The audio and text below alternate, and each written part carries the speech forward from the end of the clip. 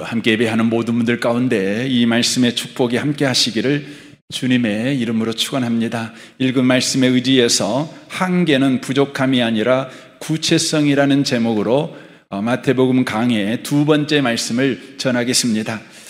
마태복음의 핵심 주제는 하나님 나라입니다. 하나님 나라는 왕이신 하나님이 실질적으로 통치하는 나라라는 의미입니다. 우리는 이 앞주에 1절부터 17절 말씀을 통해 그 하나님 나라의 왕이 예수님이시라는 것을 우리가 들었습니다. 그리고 오늘 본문은 그 예수님의 출생 사건을 바로 증거하고 있습니다. 이사야서는 이 예수님의 출생을 이렇게 기록하고 있습니다. 이사야 9장 6절입니다. 이는 한 아이가 우리에게 낳고 한 아들은 우리에게 주신 바 되었는데 그의 어깨에는 정사를 메었고 그의 이름은 기묘자라 모사라 전능하신 하나님이라 영존하시는 아버지라 평강의 왕이라 할 것임이라 라고 말씀하십니다. 이사야서는 예수님의 출생은 한 아이의 출생이 아니라 바로 왕의 강림 사건이다, 이렇게 바로 지금 말씀하고 있는 것입니다. 그런데 오늘 성경을 보면 그 하나님 나라의 왕이신 예수께서 인간의 몸을 입고 인간의 몸을 통해 지금 오시고 있습니다. 이것을 우리는 소위 성육신이라고 부릅니다. 성육신은 무한하신 하나님이 인간이라는 한계 안으로 들어오셨다는 것을 바로 의미하는 것입니다. 우리는 한계를 대개 부족함이나 결핍으로 여깁니다. 그래서 이래서 못해 저래서 우리는 실패했어라고 한계를 책임을 모면하는 핑곗거리로 삼곤 합니다. 범죄한 아담은 자신이 죄를 지은 이유는 하나님이 이렇게 죄 짓는 아내를 내게 주셨기 때문이라고 탓을 합니다. 죄 짓는 아내를 내게 줬으니 내가 죄 진 거 아닙니까? 왜 그런 죄 짓는 아내를 내게 주었습니까? 이렇게 바로 책임을 모면하는 핑곗거리로 바로 아내를 삼고 있는 것을 보게 되어집니다. 이처럼 죄는 한계를 부족함이나 결핍으로 애곡하여 이해하게 합니다. 하지만 성경은 한계를 그렇게 보지 않습니다. 한계는 부족함이나 결핍이 아니라 구체성이라고 성경은 말씀합니다. 바로 창조와 구원의 무대라는 바로 의미입니다. 정말 그렇습니다. 무한 속에서는 아무것도 실현되지 않습니다. 오히려 어떤 구체적인 제약이나 한계가 주어졌을 때 그곳에서 창조와 구원이 바로 발생하는 것입니다. 예를 들면 어떤 작곡가에게 갑자기 악상이 떠올랐습니다. 그러나 머릿속의 악상은 아직 곡이 아닙니다. 오선지라는 구체적인 형식과 음표라는 한계 속에 악상을 담아낼 때에 비로소 곡이 탄생하는 것입니다. 오선지, 음성, 박자, 조표라는 제한이 오히려 곡을 창조하고 곡의 생명력을 바로 불어넣는다는 것입니다. 축구도 마찬가지입니다. 아무렇게나 공을 차는 것은 축구가 아닙니다. 정해진 규칙의 운동장, 경기 시간, 규칙이라는 한계 속에서 공을 찰 때 비로소 수준 높은 바로 축구, 그것을 진짜 축구라고 하는 것입니다. 바로 한계는 축구 선수의 실력을 관중들에게는 보는 즐거움을 주는 바로 구체적인 무대라는 것입니다. 예수님의 성육신이 바로 그런 것입니다. 예수님이 인간의 몸을 입고 인간을 통해 이 세상에 오셨습니다. 이는 예수님이 오셔서 이루시는 구원이 관념적이거나 추상적인 주장이나 이론이 아니라는 것입니다. 현실이라는 구체적 한계 안에서 일어나는 실제적인 구원 사건이며 통치 사건이라는 것을 바로 이 성육신이 우리에게 말씀하고 있는 것입니다. 이 성육신의 진리는 우리에게 이런 질문을 하게 합니다. 그렇다면 왕이신 예수님, 그 예수님이 다스리는 하나님 나라가 언제 어떤 방식으로 우리에게 임하는 것입니까? 이 질문을 우리가 하게 되어집니다. 저는 오늘 이 시간에 하나님의 나라, 예수님이 왕이셔서 실제적이고 구체적으로 통치하시며 구원 사건을 일으키시는 하나님의 나라가 어떤 방식으로 그리고 언제 우리에게 임하시는가, 이 부분을 오늘 본문을 의거해서 말씀을 드리고 싶습니다. 먼저 하나님의 나라는 어떤 방식으로 임재하는가, 이 부분부터 살펴보기를 원합니다. 하나님의 나라는 세상 나라가 임하는 방식과 다릅니다. 세상 나라가 임하는 방식은 바로 힘입니다. 그래서 중국의 모태통은 권력은 총구에서 나온다고 말을 했습니다. 역사 속에 등장하는 수많은 나라는 모두 힘으로 바로 세워진 나라들입니다. 세상 나라는 힘이 있는 곳에 세워진다는 의미입니다. 통일신라가 그랬지요. 고려가 그랬지요. 조선도 그랬지요. 몽골 제국도 그랬고 현재의 중국도 그랬고 로마 제국도 그렇습니다. 세상 나라는 힘을 통해 이 땅에 세워지고 이 땅에 임하는 것입니다. 그래서 세상 나라는 힘의 논리로 움직이는 나라다, 이렇게 말씀을 드릴 수가 있습니다. 우리는 오늘날에도 세상 나라가 힘의 논리에 움직이고 있다는 것을 우리가 뉴스를 통해 현저하게 알고 또 보고 있습니다. 그러나 하나님의 나라는 세상 나라와 정반대입니다. 오늘 본문 18절 말씀을 보겠습니다. 예수 그리스도의 나심은 이러하니라. 그의 어머니 마리아가 요셉과 약혼하고 동거하기 전에 성령으로 잉태된 것이 나타났더니 라고 말합니다. 세상 나라는 힘센 자를 통해서 임합니다. 그러나 하나님의 나라는 마리아와 요셉처럼 작고 약한 자들을 통해 이 땅에 바로 임한다는 것입니다. 이는 예수님께서도 일관되게 말씀하신 하나님의 나라가 임재하는 방식입니다. 마태복음 18장 2절을 보겠습니다. 예수께서 한 어린아이를 불러 그들 가운데 세우시고 이르시되 진실로 너희에게 이르노니 너희가 돌이켜 어린아이들과 같이 되지 아니하면 결단코 천국에 들어가지 못하리라. 그러므로 누구든지 이 어린아이와 같이 자기를 낮추는 사람이 천국에서 큰 자니라 라고 말씀합니다. 어린아이같이 자기를 낮추는 자가 바로 천국 백성이다. 천국이 임한 인생을 살 수 있다. 이렇게 지금 말씀하고 있는 것입니다. 어린아이 같다는 의미는 어떤 의미입니까? 어린아이처럼 자기를 낮추기 위해서 애쓰는 사람을 이야기하고 있는 것이 아닙니다. 어린아이들은 애쓰지 않아도 낫습니다. 낫다는 의미는 어떤 의미입니까?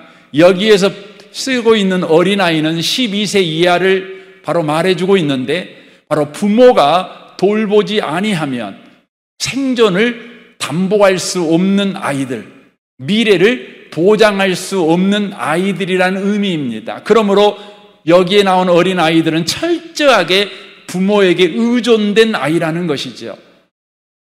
누구에게 천국이 임합니까? 하나님 나라가 임재하십니까?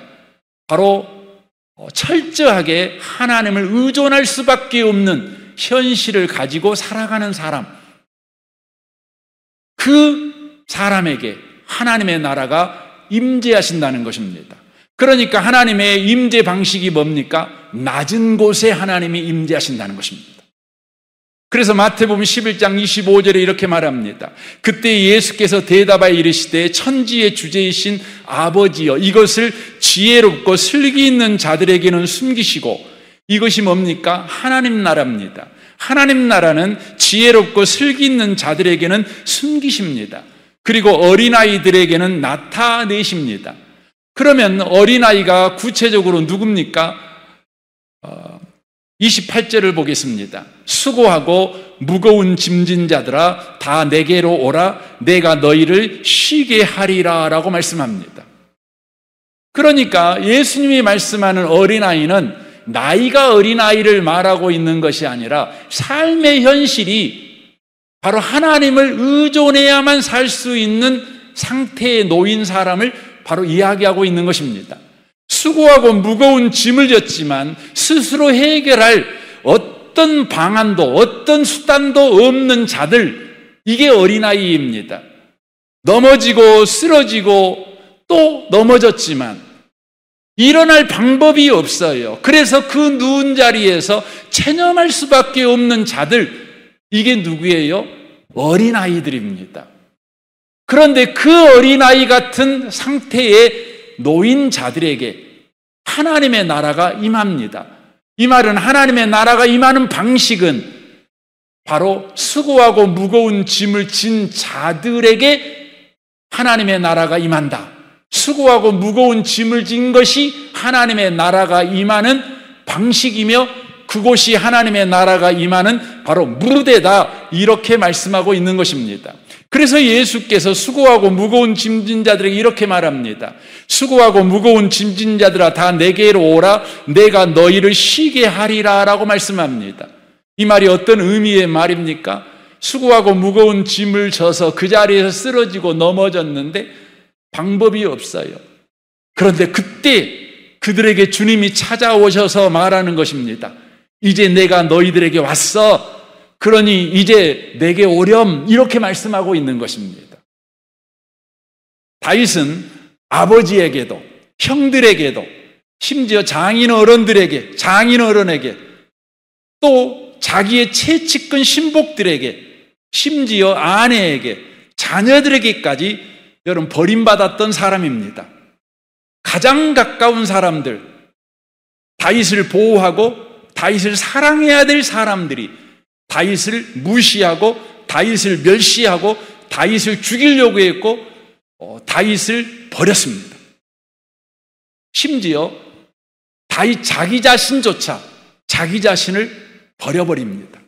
자기 자신을 끔찍히도 싫어합니다. 왜냐하면 다윗은 스스로 믿음이 좋다고 자부했던 사람입니다. 그랬던 다윗이 간음죄를 범하게 됩니다. 그리고 그것을 합리화하기 위해서 거짓말을 칩니다. 살인 교사도 서슴지 않습니다. 그런 자기 자신이 벌레처럼 느껴집니다. 자기 혐오에 사로잡히게 됩니다. 이제 이 대명천지에 다윗을 받아줄 곳이 아무것도 없습니다. 그때 다윗은 이런 고백을 합니다. 시편 22편 6절입니다. 나는 벌레요 사람이 아니라 사람의 비방거리요 백성의 조롱거리니이다. 나를 보는 자는 다 나를 비웃으며 입술을 삐죽거리고 머리를 흔들며 말하되 그가 여호와께 의탁하니 구원하실걸, 그를 기뻐하시니 건지실걸 하나이다 라고 되어 있습니다. 다윗은 자신이 벌레예요. 사람이 아니에요. 자기 자신도 싫어요. 남들은 뭐 말할 것도 없지요. 남들은 다 싫어하지요. 입을 삐죽거립니다. 고개를 살레살레 흔듭니다. 그러면서 급기야 뭐까지 조롱합니까? 다윗의 신앙마저 조롱합니다. 다윗의 신앙을 조롱한다는 것은 다윗이 믿는 하나님까지 바로 조롱했다는 의미입니다. 다윗은 낮고 천한 자리에, 비참한 자리에, 수렁텅이에 그가 앉아있는 것입니다. 그런데 그가 앉아있는 그곳에서 그는 놀라운 것을 알게 됩니다. 10절입니다. 그가 날 때부터 주께 맡긴 바 되었고, 내가 날 때부터 주께 맡긴 바 되었고, 모태에서 나올 때부터 주는 나의 하나님이 되셨나이다 라고 말합니다. 다윗은 자기가 날 때부터 주께 맡겨진 인생이라는 것을 그가 구렁텅이에 앉아서 비로소 압니다. 그는 그 비참한 자리에 앉아서 하나님이 나의 하나님이 되셨다는 것을 그가 알게 되었다는 것입니다. 이게 무슨 의미의 말입니까? 비참한 자기 자신, 조롱받는 자기 자신, 자기 자신도 자기를 혐오하는 자기 자신, 그 처지가 바로 하나님이 임재하시는 통로요, 무대라는 것을 비로소 알았다는 것입니다. 조롱받는 다윗을 더 꼭 깨닫는 하나님을 바로 알았다는 것입니다. 우리는 우리의 자금과 약함, 아픔과 고통, 우리의 비참함이 바로 실패한 자리요, 우리가 쓸모없게 버린 자리라고 그렇게 생각을 합니다.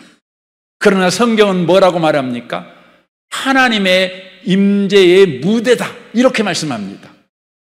네가 비참하냐? 너는 하나님이 임재하는 방식을 이제 소유하게 되었어. 하나님이 임재하는 통로를 너는 소유하게 되었어. 이렇게 말합니다. 이 부분을 잘 경험한 사람이 누굽니까? 바울입니다. 바울은 그래서 고린도후서 12장 8절에서 이렇게 고백합니다. 메시지 성경으로 읽겠습니다. 나는 장애를 선물로 여기지 못하고 그것을 없애달라고 하나님께 간구했습니다. 자신이 가지고 있는 이 장애, 질병, 그래서 설교하다가 거품 물고 쓰러지는 그 비참함, 대머리라고 사람들이 비웃는 그 조롱, 그것이 자기의 삶에 없었으면 좋겠어요. 그래서 하나님 앞에 간구했습니다. 왜요? 그것이 내 삶에 바로 문제라고 생각했기 때문이에요. 그는 3번이나 그렇게 했답니다. 그런데 그때 주님께서 이렇게 말씀합니다. 9절입니다. 그분께서 이렇게 말씀하셨습니다. 내 은혜가 네게 족하다. 네게 필요한 것은 그것이 전부다. 내 능력은 네 약함 속에서 진가를 드러낸다. 나는 그 말씀을 듣자마자 나는 장애에 집착하는 것을 그만두고 그것을 선물로 여기며 감사하기 시작했습니다. 저는 여러분을 축복합니다. 여러분이 그토록 하나님 앞에 제발 좀 없애주세요. 제발 좀 해결해 주세요. 제발 좀 나 좀 살려주세요. 이것 때문에 못 살겠어요. 이것 때문에 힘들어 죽겠어요. 라고 말하는 그것이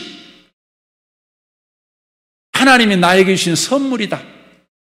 그것이 내가 감사할 제목이다. 이렇게 바뀌어 이해되어지는 복이 여러분에게 임하시기를 바랍니다. 그것이 그리스도의 능력이 나의 약함 속으로 세도에 들어오는 하나의 사건이었습니다. 그것은 그리스도의 능력이 나의 약함 속으로 세도에 들어오는 하나의 사건, 하나님의 나라가 내 인생에 임재하는 방식, 하나님의 나라가 내 인생에 임재하는 통로, 무대였다는 것이지요. 그래서 바울은 이렇게 말합니다. 나를 낮추어주는 이 약점들, 모욕, 재난, 적대행위, 불운을 기쁘게 받아들입니다. 나는 그저 그리스도께 넘겨드릴 따름입니다. 그리하여 나는 약하면 약할수록 점점 더 강하게 됩니다. 이 아침에 오신 복 있는 성도 여러분, 하나님의 나라가 임하는 방식은 뭡니까? 강한 자를 통해 하나님의 나라가 임하지 않습니다. 약한 자를 통해 하나님의 나라가 임합니다. 비참한 자를 통해 하나님의 나라가 임합니다. 천한 자를 통해 하나님의 나라가 임합니다. 실패하고 또 실패해서 실패가 습관이 되어버린 그 사람, 바로 그 사람이 하나님의 나라가 임하는 방식이요, 통로요, 무대라는 것을 오늘 성경이 말씀하고 있습니다. 이것을 믿음으로 받아들일 줄 아는 저와 모든 성도 되시기를 주님의 이름으로 축원합니다. 그렇다면 하나님의 나라는 여러분 언제 임할까요? 내가 비참하다고 그래서 하나님의 나라가 막무가내로 내게 임할까요? 내가 또 실패했어요. 내가 또 절망해야 돼요. 그러면 하나님의 나라가 자동적으로 알아서 내게 임할까요? 그렇지 않습니다. 그런 비참한 지경에 놓인 사람에게 하나님의 나라는 언제 임할까요? 오늘 본문 24절을 보겠습니다. 요셉이 잠에서 깨어 일어나 주의 사자의 분부대로 행하여 그를 아내로 데려왔으나 아들을 낳기까지 동침하지 아니하였더니 나음의 이름을 예수라 하니라 라고 말합니다. 약하고 작은 요셉이 뭐 하고 있습니까? 주의 사자의 분부대로 행하고 있습니다. 순종하고 있는 것입니다. 순종하자 어떤 일이 벌어지게 됩니까? 바로 나음의 이름을 예수라 하라.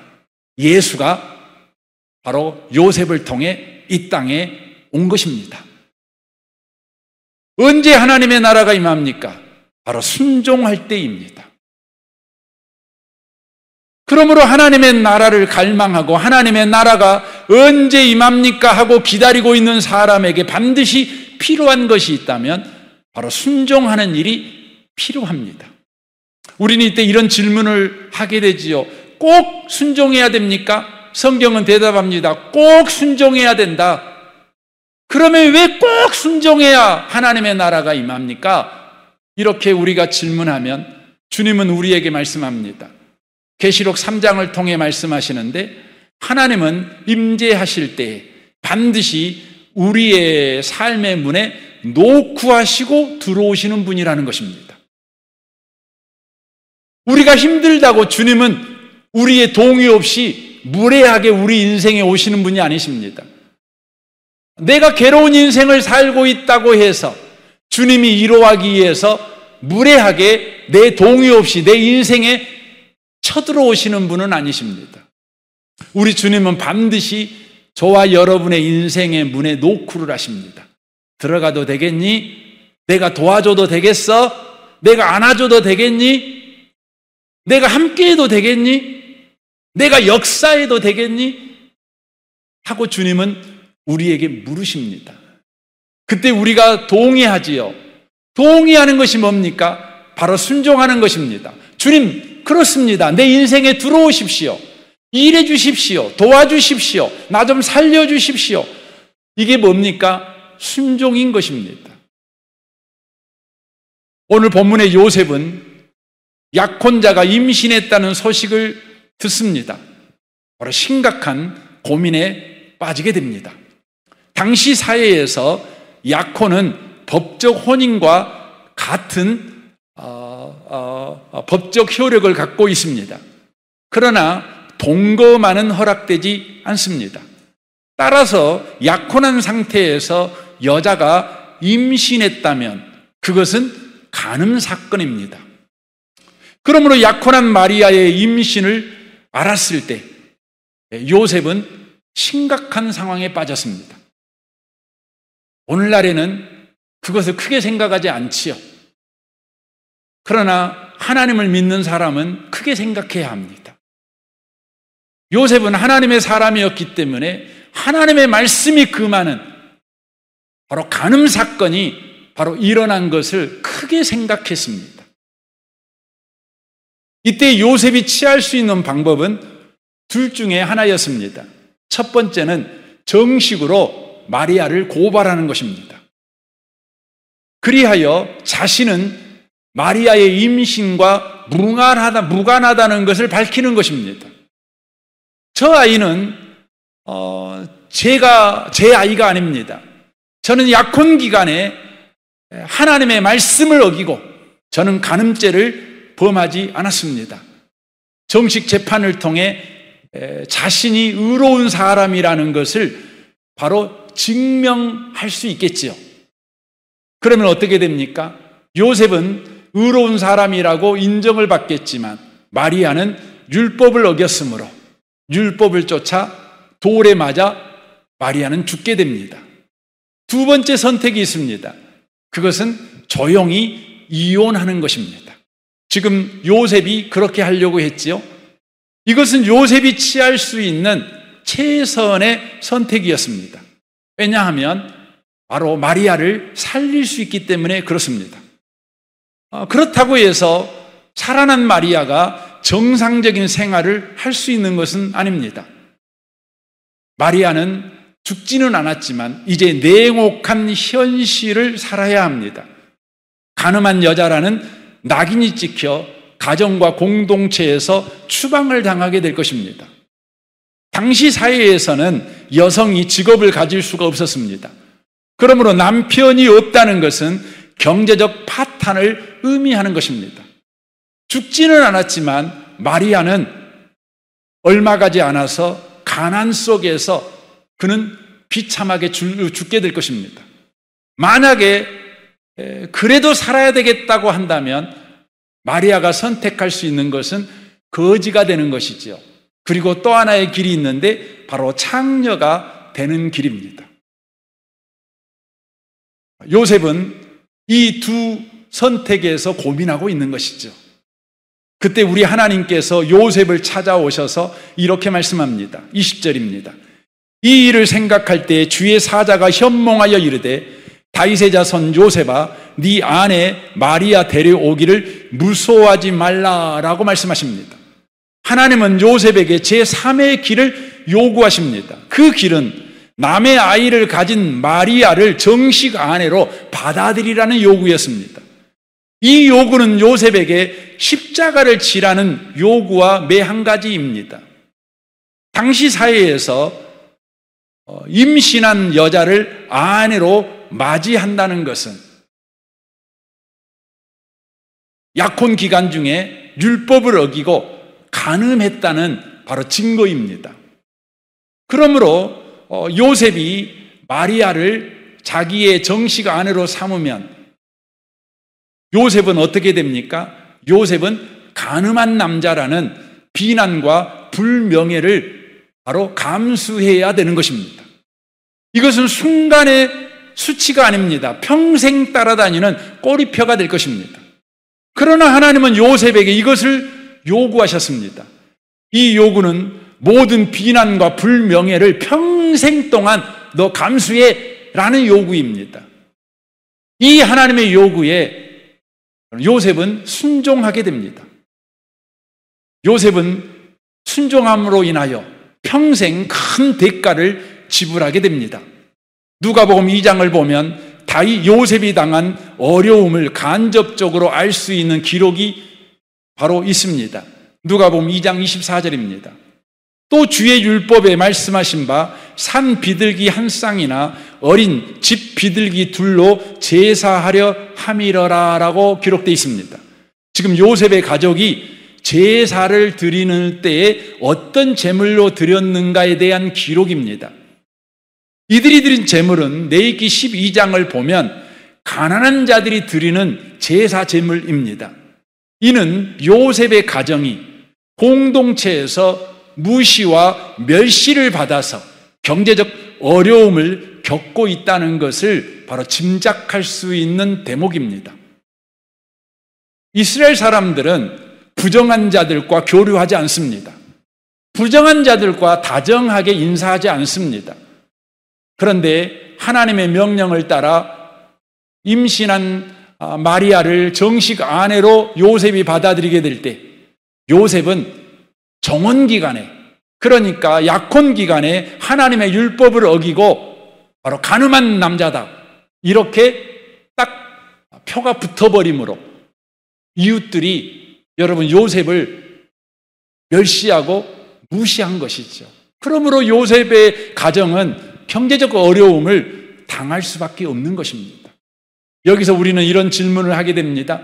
요셉이 이런 어려움을 당할 거라는 걸 몰랐을까요? 몰랐으면서 순종했을까요? 아닙니다. 요셉은 다 알았습니다. 그래도 순종했습니다. 그래도 순종했습니다. 여러분, 그리스도인이 순종한다는 것은 순종의 대가 지불이 여러분 있다는 걸 놓치시면 안 돼요. 순종하면 저와 여러분에게 그냥 복이 임한다, 이렇게만 생각하시면 안 돼요. 여러분, 순종할 때에 여러분과 저에게 어려움이 닥칠 수도 있습니다. 그럼에도 불구하고 우리는 순종해야 합니다. 왜입니까? 순종할 때만 하나님의 나라가 바로 임하기 때문에 그렇습니다. 그렇다면 요셉은 왜 순종을 했냐 이 말이죠. 요셉이 너무 착한 남자이기 때문에요? 마리아를 너무 사랑한 남자이기 때문에요? 아닙니다. 요셉이 순종한 데에는 다른 이유가 있습니다. 오늘 본문 마태복음 1장 19절을 보면 요셉이 순종할 수밖에 없었던 결정적 장면을 기록하고 있습니다. 보십시오. 그의 남편 요셉은 의로운 사람이라 그를 드러내지 아니하고 가만히 꿈고자 하여 이 일을 생각할 때 주의 사자가 현몽하여 이르되라고 말씀합니다. 고민 속에 있는 요셉에게 하나님의 말씀이 임한 것입니다. 그러자 요셉이 순종하게 되었습니다.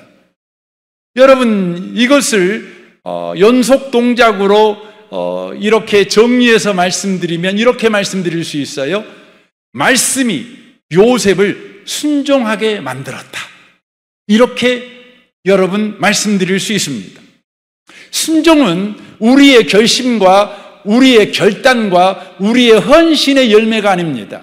순종은 하나님의 말씀이 창조한 열매입니다. 그래서 성경은 계속해서 하나님의 말씀이 믿음을 창조한다, 순종할 믿음을 창조한다, 이것을 계속해서 말씀하시는 것입니다. 로마서 10장 17절을 보겠습니다. 그러므로 믿음은 들음에서 나며 들음은 그리스도의 말씀으로 말미암았느니라 라고 말씀합니다. 그리스도의 말씀이 믿음을 창조한 것입니다. 바로 순종할 믿음을 창조한 것입니다. 요한복음 6장 63절을 보십시오. 성령만이 생명을 만들어낼 수 있다. 육신의 근육과 의지력으로는 아무것도 일어나게 할 수 없다. 내가 너희에게 전하는 모든 말은 성령의 말이며 생명을 만들어내는 말이다 라고 말합니다. 여러분, 하나님의 말씀만 생명을 만들어냅니다. 믿음을 만들어냅니다. 순종을 만들어낸다는 의미의 말씀입니다. 많은 사람들이 순종하려고 애를 씁니다. 그러나 결국 실패합니다. 왜입니까? 그들이 착각한 것입니다. 오해한 것입니다. 순종이 우리에게서 바로 만들어진다고 생각합니다. 아닙니다. 순종은 하나님의 말씀에서 만들어지는 것입니다. 그러므로 순종하기를 원한다면 하나님의 말씀을 들어야 합니다. 비참한 상황에 놓여 있을 때, 순종할 수 없는 상황 가운데 놓여 있었을 때, 주여 내게 말씀하옵소서. 나는 내 힘으로 순종할 수 없습니다. 하나님의 말씀이 나를 주장하셔서 순종을 만들어 내십시오. 하나님의 말씀이 내게 임하셔서 믿음을 창조하십시오. 우리는 그렇게 기도해야 될 것입니다. 그래서 바울은 고린도 교회에, 고린도 지역에 가서 자신이 경험한 이야기를 이렇게 이야기합니다. 고린도전서 2장 3절입니다. 나는 몹시 두려웠습니다. 그러나 메시지는 결국 전해졌습니다. 하나님의 영과 하나님의 능력이 그렇게 한 것입니다. 여러분의 믿음의 삶이 나나 다른 누구의 지적이고 감정적인 화려한 말솜씨에서 비롯된 반응이 아니라 하나님의 능력에서 비롯된 반응인 것이 분명해졌습니다 라고 말합니다. 반응이 뭡니까? 그리스도인의 반응이 뭡니까? 이건 믿음이지요. 그리스도인에게 믿음이 있다면 그 믿음은 어디서부터 비롯된 것이냐? 하나님의 능력에서 비롯된 것입니다. 하나님의 능력이 뭡니까? 말씀이지요.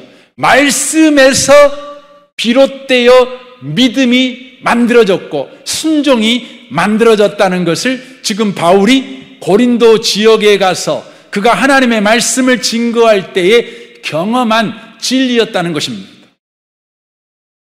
이것은 인류 역사 내내 하나님께서 순종을 만드시고 믿음을 만들어 내시는 유일한 방법이었다는 것입니다. 아브라함에게도 우리 주님은 믿음을 만들고 순종을 만들어 내실 때 그 방법을 쓰십니다. 로마서 4장 18절입니다. 아브라함이 바랄 수 없는 중에 바라고 믿었으니, 여러분 순서를 보십시오. 잘 보십시오. 아브라함이 바랄 수 없는 중에 바라고 믿었어요. 그러니까 그에게는 놀라운 믿음이 생긴 거죠. 도저히 믿을 수 없는 것을 믿는 믿음을 그가 가졌어요. 그러면 왜 어떻게 해서 그가 도저히 가질 수 없는 믿음을 가졌냐? 그 이유는 그예요. 그 말이에요. 그 이유는 뭡니까? 네 후손이 이 같으리라 하신 말씀대로 많은 민족의 조상이 되게 하려 하심이라. 그러니까 하나님이 말씀하신 말씀이 아브라함으로 하여금 바랄 수 없는 중에 바랄 수 있는 믿음을 바로 소유하게 만들었다는 것이지요. 그래서 19절 보십시오. 그가 백선화되어 자기 몸이 죽은 것 같고 사라의 태가 죽은 것 같음을 알고도 믿음이 약해지지 아니하고라고 돼 있어요. 이것은 아브라함의 여러분 성품이 아니에요. 아브라함의 훈련의 결과가 아니에요. 아브라함의 굳은 심령이 아닙니다. 하나님의 말씀이 만들어낸 믿음이 아브라함에게 생기니 그의 나이 100세가 되고 그의 아내가 이제 아이를 가질 수 없는 몸이 되었음에도 불구하고 하나님께서 우리에게 아이를 주신다. 우리 두 사람을 통해 아이가 나온다. 이렇게 믿었다는 것입니다. 사랑하는 성도 여러분, 요셉이 어떻게 하나님께 순종합니까? 순종하는 믿음을 어떻게 갖게 되었습니까? 여러분, 하나님이 그에게 말씀으로 왔기 때문에 그렇습니다. 아브라함이 바랄 수 없는 중에 바라는 믿음을 어떻게 가졌습니까? 바로 하나님이 말씀으로 아브라함에게 왔기 때문에 그렇습니다. 여러분, 고린도 성도들이 어떻게 믿음의 사람으로 바뀌었습니까? 말씀이 그들을 그렇게 만드신 것입니다. 우리는 순종할 때 하나님의 나라가 임한다는 것을 알고 있습니다. 그러면 우리가 순종하려면 어떻게 해야 됩니까? 우리가 약해 있을 때, 우리가 비참한 상황에 놓여 있을 때 어떻게 해야 되는 것입니까? 하나님 말씀하여 주십시오. 종이 듣겠습니다. 하나님 말씀하여 주십시오. 종이 듣겠습니다. 여러분과 제가 그래야 된다는 것입니다. 하나님은 말씀하실 것입니다. 그리고 그 말씀이 저와 여러분을 순종의 사람으로 만들 것입니다. 그리고 순종할 때 하나님의 나라가 임하는 바로 역사를 저와 여러분은 경험하게 되어질 거라는 것입니다. 저는 이번 한 주간 동안 여러분과 제가 어떤 거리를 걷고 있든지, 어떤 일을 하고 있든지, 또 어떤 일을 당하고 있든지, 어떤 결과를 여러분이 만났든지, 여러분과 저에게 이 고백이 있었으면 좋겠습니다. 주여 말씀하옵소서. 주의 종이 듣겠습니다. 결론적으로 말씀을 드리기로 합니다. 예수께서 성육신 하셨습니다. 한계 속으로 들어오셨습니다. 이것은 예수의 구원, 예수의 통치가 추상적이거나 관념적이지 않고 실제적인 통치며 실제적인 구원이라는 것입니다. 그러므로 우리에게 예수의 실제적인 통치와 구원, 바로 하나님의 나라가 임하는 바로 역사가 필요합니다. 하나님의 나라가 임하는 방식이 어떤 것이라고요? 우리의 약함입니다. 우리의 못남입니다. 우리의 비참함입니다. 그러므로 우리에게 이런 것들이 있을 때 우리는요, 낭망해서는 안 됩니다. 포기해서도 안 됩니다. 스스로 우울에 빠져서도 안 됩니다. 바울처럼 하나님이 주신 선물이다. 그렇게 받아들여야 된다는 것입니다. 그리고 더 나아가 하나님의 나라는 언제 임합니까? 우리가 순종할 때입니다. 그러므로 여러분이 그런 자리에 있다면 여러분이 그 자리에서 하나님 내게 말씀하옵소서. 종이 듣겠습니다.